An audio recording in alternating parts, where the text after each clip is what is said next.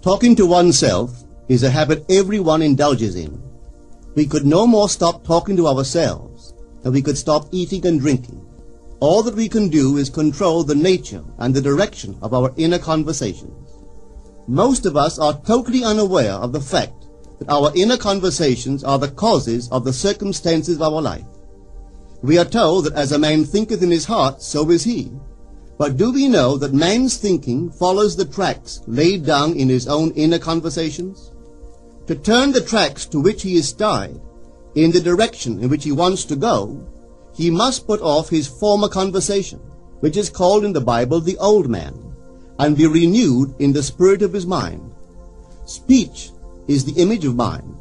Therefore, to change his mind, he must first change his speech.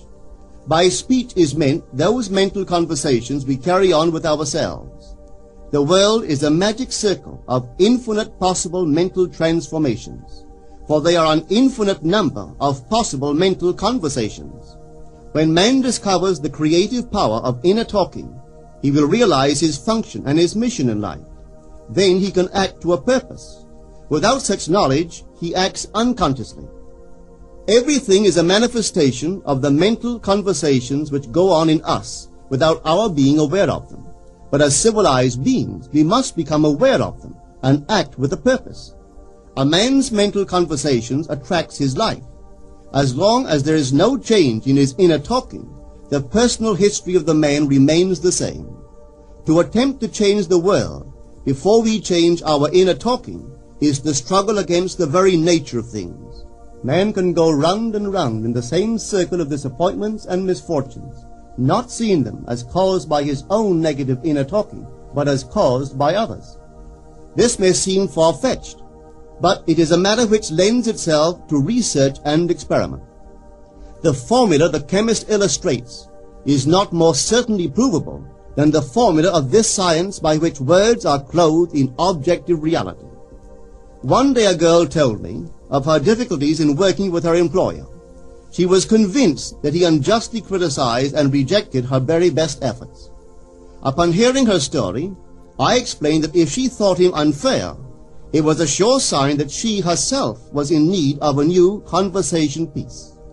There was no doubt but that she was mentally arguing with her employer, for others only echo that which we whisper to them in secret. She confessed that she argued with him mentally all day long. When she realized what she had been doing, she agreed to change her inner conversations with her employer. She imagined that he had congratulated her on her fine work, and that she, in turn, had thanked him for his praise and kindness. To her great delight, she soon discovered that her own attitude was the cause of all that befell her. The behavior of her employer reversed itself.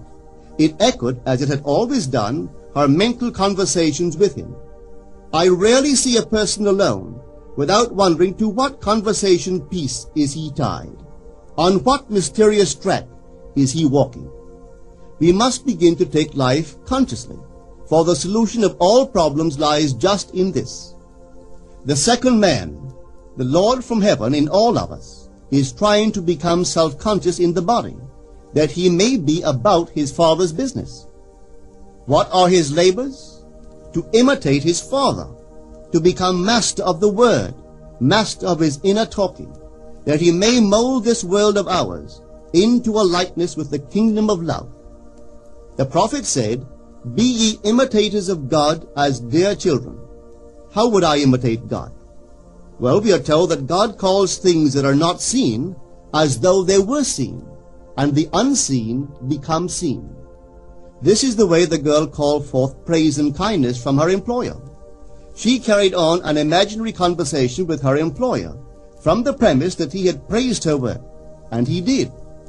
Our inner conversations represent in various ways the world we live in.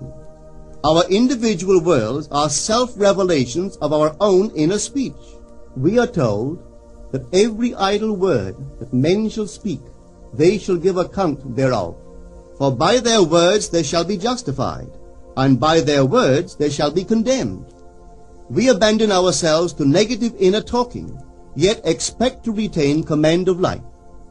Our present mental conversations do not recede into the past as man believes, They advanced into the future to confront us as wasted or invested words. My word, said the prophet, shall not return unto me void, but it shall accomplish that which I please, and it shall prosper in all the things whereto I sent it. How would I send my word to help a friend? I would imagine that I am hearing his voice, that he is physically present, that my hand is on him. I would then congratulate him on his good fortune, tell him that I have never seen him look better. I would listen as though I heard him. I would imagine that he is telling me he has never felt better, he has never been happier. And I would know that in this loving, knowing communion with another, a communion populous with loving thoughts and feelings, that my word was sent, and it shall not return unto me void, but it shall prosper in the thing whereto I sent it. Now is the accepted time. Now is the day of salvation. It is only what is done now that counts, even though its effects may not be visible until tomorrow. We call not aloud, but by an inner effort of intense attention. To listen attentively, as though you heard, is to create. The events and relationships of life are your word made visible. Most of us rob others of their willingness and their ability to be kind and generous by our fixed attitudes towards them. Our attitudes unfold within us in the form of mental conversations. Inner talking from premises of fulfilled desire is the way to consciously create circumstances. Our inner conversations are perpetually outpictured all round us in happenings. Therefore, what we desire to see and hear without, we must see and hear within, for the whole manifested world goes to show us what use we have made of the word. If you practice this art of controlled inner speaking, you too will know what a thrill it is to be able to say, and now I have told you before it come to pass, that when it is come to pass, ye might believe. You will be able to consciously use your imagination to transform and channel the immense creative energies of your inner speech from the mental, emotional level to the physical level. And I do not know what limits, if any, there are to such a process. What is your aim? Does your inner talking match it? It must, you know. If you would realize your aim, for as the prophet asked, can two walk together except they be agreed? And of course the answer is no, they cannot. The two who must agree are your inner conversation and the state desired. That is, what you desire to see and hear without, you must see and hear within. Every stage of man's progress is made by the conscious exercise of his imagination, matching his inner speech to his fulfilled desire. As we control our inner talking, matching it to our fulfilled desires, we can lay aside all other processes. Then we simply act by clear imagination and intention. We imagine the wish fulfilled and carry on mental conversations from that premise. The right inner speech is the speech that would be yours were you to realize your ideal. In other words, it is the speech of fulfilled desire. Now you will understand how wise the ancient was when he told us in the Hermetica, there are two gifts which God has bestowed upon man alone, and on no other mortal creature. These two are mind and speech, and the gift of mind and speech is equivalent to that of immortality. If a man uses these two gifts rightly, he will differ in nothing from the immortals. And when he quits his body, mind and speech will be his guides, and by them he will be brought into the troop of the gods and the souls that have attained to bliss. With the gift of mind and speech, you create the conditions and circumstances of life. In the beginning was the Word, and the Word was with God, and the Word was God. The Word, said Hermes, is Son, and mind is Father of the Word. They are not separate one from the other, for life is the union of word and mind. You and your inner talking or word are one. If your mind is one with your inner conversation, then to be transformed in mind is to be transformed in conversation. It was a flash of the deepest insight that taught Paul to write, put off the former conversation, the old man, which is corrupt, and be renewed in the spirit of your mind. Put on the new man. Put on the new man, and be renewed in the spirit of your mind, is to change your inner conversation, for speech and mind are one. A change of speech is a change of mind. The prophet Samuel said, "The Lord spake by me, and his word was in my tongue." If the Lord's word was in the prophet's tongue, then the Lord's mouth that uttered the word must be the prophet's mind. For inner conversations originate in the mind and produce little tiny speech movements in the tongue. The prophet is telling us that the mouth of God is the mind of man, that our inner conversations are the word of God, creating life about us as we create it within ourselves. In the Bible you are told that the word is very near to you, in your mouth and in your heart, that you may do it. See, I have set before you this day life and good, death and evil, blessings and cursings. Choose life. The conditions and circumstances of life are not created by some power external to yourself. They are the conditions which result from the exercise of your freedom of choice, your freedom to choose the ideas to which you will respond. Now is the accepted time. This is the day of salvation. Whatsoever things are of good report, think on these things. For your future will be formed by the word of God, which is your present inner talking. You create your future by your inner conversations. The worlds were framed by the word of God, that is, your inner talking. See yonder fields? The sesamum was sesamum, the corn was corn, the silence and the darkness knew. So is a man's fate born. For ends run true to origins. If you would reap success, you must plant success.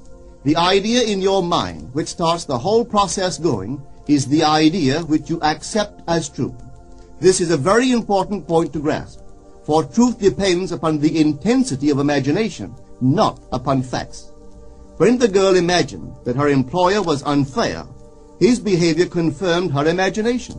When she changed her assumption of him, his behavior reflected the change, proving that an assumption, though false, if persisted in, will harden into fact.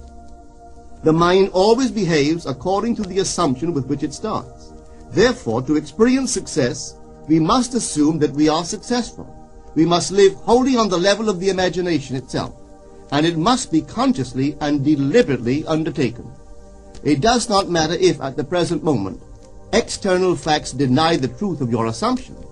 If you persist in your assumption, it will become a fact. Signs follow, they do not precede. To assume a new concept of yourself is to that extent to change your inner talking or word of God, and is therefore putting on the new man. Our inner talking, though unheard by others, is more productive of future conditions than all the audible promises and threats of men. Your ideal is waiting to be incarnated, but unless you yourself offer it human parentage, it is incapable of birth. You must define the person you wish to be, and then assume the feeling of your wish fulfilled, in faith that that assumption will find expression through you. The true test of religion is in its use, but men have made it a thing to defend. It is to you that the words are spoken. Blessed is she that believed, for there shall be an accomplishment of those things which are spoken unto her from the Lord. Test it, try it. Conceive yourself to be one that you want to be, and remain faithful to that conception. For life here is only a training ground for image making. Try it and see if life will not shape itself on the model of your imagination. Everything in the world bears witness of the use or misuse of man's inner talking. Negative inner talking, particularly evil and envious inner talking, are the breeding ground of the future battlefields and penitentiaries of the world. Through habit, man has developed a secret affection for these negative inner conversations. Through them he justifies failure, criticizes his neighbors, gloats over the distress of others, and in general pours out his venom on all. Such misuse of the word perpetuates the violence of the world. The transformation of self requires that we meditate on a given phrase, a phrase which implies that our ideal is realized, and inwardly affirm it over and over and over again until we are inwardly affected by its implication, until we are possessed by it. Hold fast to your noble inner convictions or conversations. Nothing can take them from you but yourself. Nothing can stop them from becoming objective facts. All things are generated out of your imagination by the Word of God, which is your own inner conversation. And every imagination reaps its own words which it has inwardly spoken. The great secret of success is a controlled inner conversation from premises of fulfilled desire. The only price you pay for success is the giving up of your former conversation, which belongs to the old man, the unsuccessful man. The time is ripe for many of us to take conscious charge in creating heaven on earth. To consciously and voluntarily use our imagination to inwardly hear and say only that which is in harmony with our ideal is actively bringing heaven to earth. Every time we exercise our imagination lovingly on behalf of another, we are literally mediating God to that one. Always use your imagination masterfully, as a participant, not an onlooker. In using your imagination to transform energy from the mental, emotional level to the physical level, extend your senses. Look and imagine that you are seeing what you want to see, that you are hearing what you want to hear, and touching what you want to touch. Become intensely aware of doing so. Give your imaginary state all the tones and feeling of reality. Keep on doing so until you arouse within yourself the mood of accomplishment and the feeling of relief.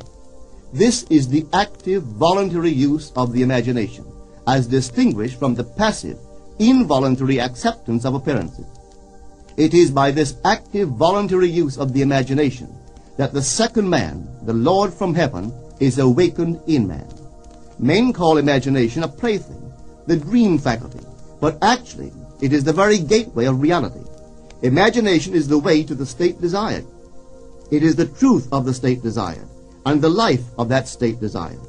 Could you realize this fully, then would you know that what you do in your imagination is the only important thing.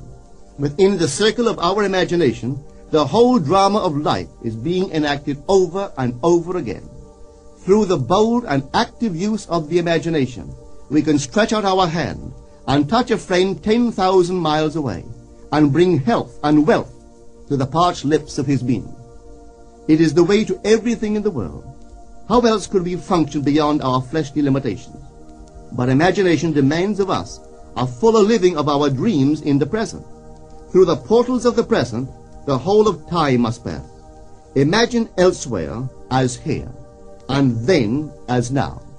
Try it and see. You can always tell if you've succeeded in making the future dream a present fact by observing your inner talking. If you are inwardly saying what you would audibly say, were you physically present and physically moving about in that place, then you have succeeded.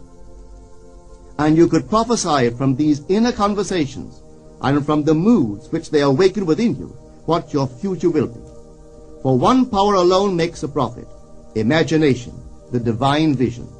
All that we meet is our word made visible, and what we do not now comprehend is related by affinity to the unrecognized forces of our own inner conversations and the moods which they arouse within us.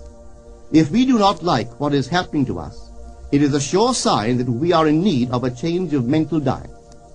For man, we are told, lives not by bread alone, but by every word that proceeds from the mouth of God. And having discovered the mouth of God to be the mind of man, a mind which lives on words or inner talking, we should feed into our minds only loving, noble thoughts. For with words or inner talking we build our world.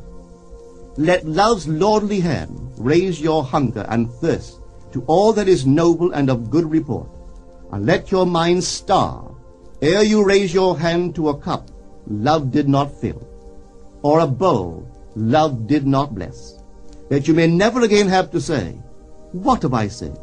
What have I done?" O all-powerful human word.